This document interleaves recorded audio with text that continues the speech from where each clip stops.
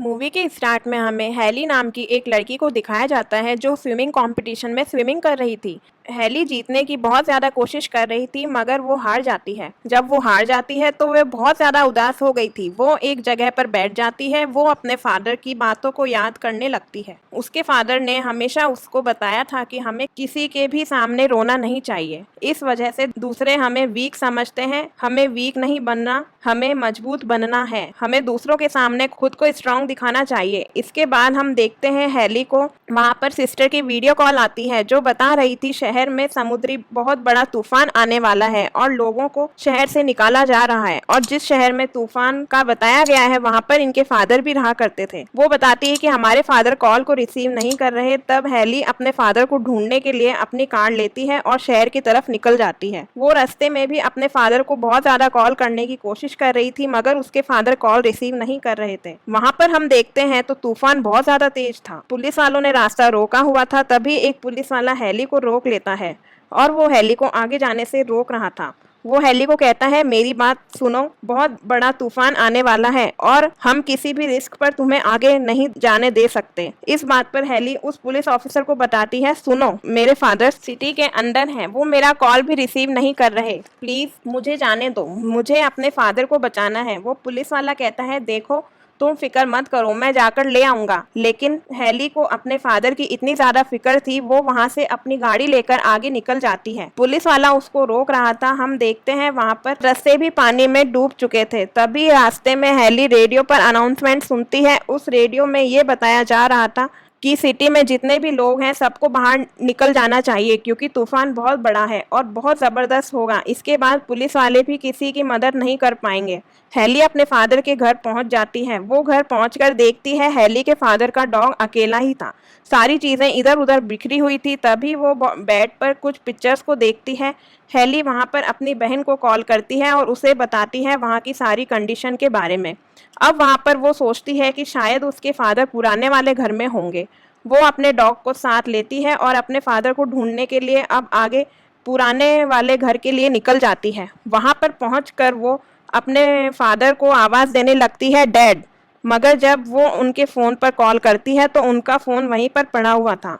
वहाँ पर वो देखती है कि प्लम्बर्स का बहुत सारा सामान पड़ा था। तभी उसका डॉग बेसमेंट के पास खड़ा भौंक रहा था। तब वो समझती है कि ज़रूर उसके फादर बेसमेंट के अंदर पाइप चेक करने के लिए गए होंगे।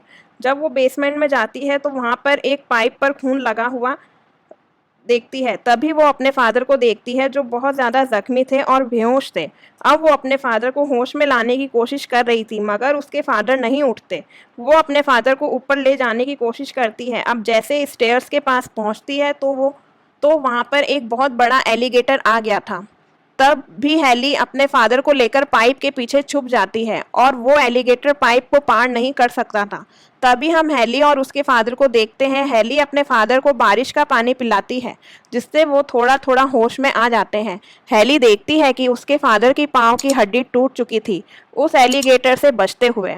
अब जब हैली बैठकर अपने फादर से बात कर रही थी तभी वो देखती है कि उसका फ़ोन तो पीछे ही गिर गया था। वो अपने फ़ोन को देखती है पर आराम से उसको उठाने की कोशिश करती है ताकि वो किसी से हेल्प मांग सके।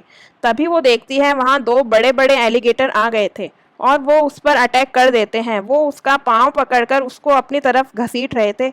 वो अपना पाँव उस एलिगेटर से छुड़वाती है। तभी इसी अफरा तफरी में उसका फ़ोन भी टूट चुका था।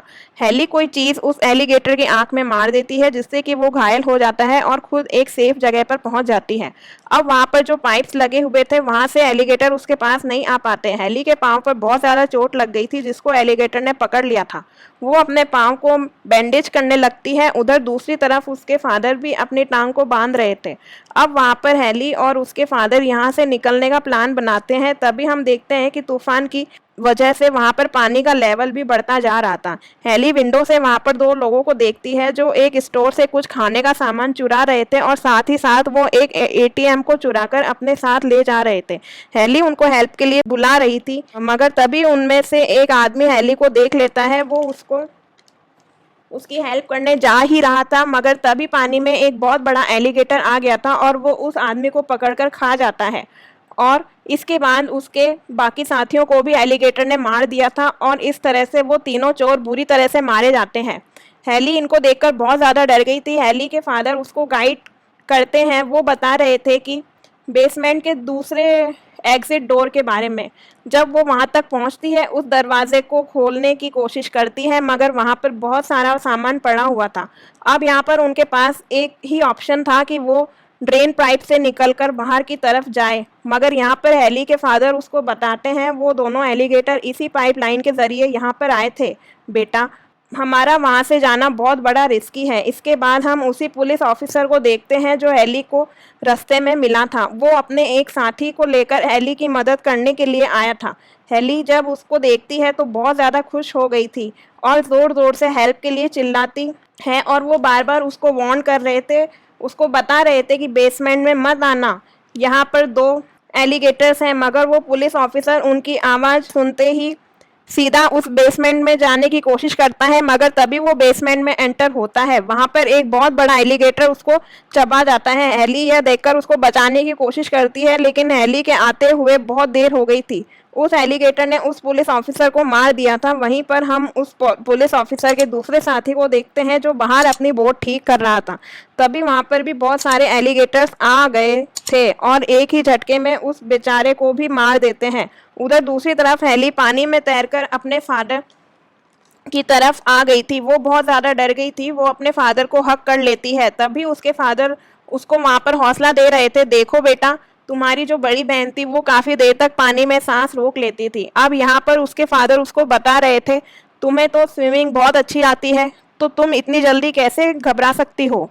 यहाँ पर हमें पता चलता है कि हैली अपने पेरेंट्स के डाइवोर्स के बाद बहुत डिप्रेशन में थी और यही वजह थी उस दिन स्विमिंग कंपटीशन भी नहीं जीत पाई। हैली के फादर उसको कहते हैं, बेटा, मैं अपने डिवोर्स का खुद जिम्मेदार हूँ, मैं बहुत ज़्यादा सेल्फिश हो गया था, मैं यही डिजर्व करता हूँ। यहाँ पर ये दोनों ऐसी सेंटिमेंटल बातें कर कर बहुत ज़्यादा इमोशनल हो गए थे। अब यहाँ पर हैली के फादर एक प्लान बताते हैं। वो कहते हैं कि मैं उन एलिगेटर्स को डिस्ट्रैक्ट करूंगा जिससे कि तुम ऊपर वाले रास्ते से ऊपर जाओगी और फिर वहाँ पर जाकर तुम मुझे बचा लोगी। अब वहाँ पर हैली के फादर एक एलिगेटर को डिस्ट्रैक्ट करते हैं और उसको पाइप में फंसाकर मार देते हैं, और जो दूसरा एलिगेटर था वो बेसमेंट की स्टेयर्स के पास ही था। अब हैली को उन ड्रेन पाइप से जाना पड़ता है। जब वो उस रास्ते से जा रही थी तो वहाँ पर वो बहुत सारी डेड बॉडीज को देखती है। तभी एक पुलिस ऑफिसर की डेड बॉडी के पास से उसको एक गन मिलती है, और अब वो उस गन को निकालकर आगे बढ़ ही रही थी। तभी वहां पर एक बहुत बड़ा एलिगेटर आ गया था। उस एलिगेटर ने एली के हाथ को पकड़ लिया था। एली वहां पर उस पर लगातार फायर कर रही थी। वो एली के हाथ को काट लेता है, मगर एली ने फायर कर कर उस एलिगेटर को मार दिया था। एली का हाथ बहुत ज़्यादा इंजर्ड हो गया था, उससे खून आ रहा था। अब एली उस ड्रेन पाइप से बाहर निकलने की कोशिश कर रही थी। तभी वहां रास्ते में एक और एलिगेटर को देखती है, जो एलिगेटर उसकी तरफ ही आ रहा था, मगर एली फौरन इससे बाहर आ जाती है। वो घर के अंदर आ गई थी। घर के अंदर आकर फौरन से फ्लोर को तोड़ने लगती है ताकि जल्दी से वो अपने फादर को बाहर निकाल सके, मगर पानी का लेवल बहुत ज़्यादा बढ़ गया था जिसकी वजह से उसके फादर पानी में डूब गए थे।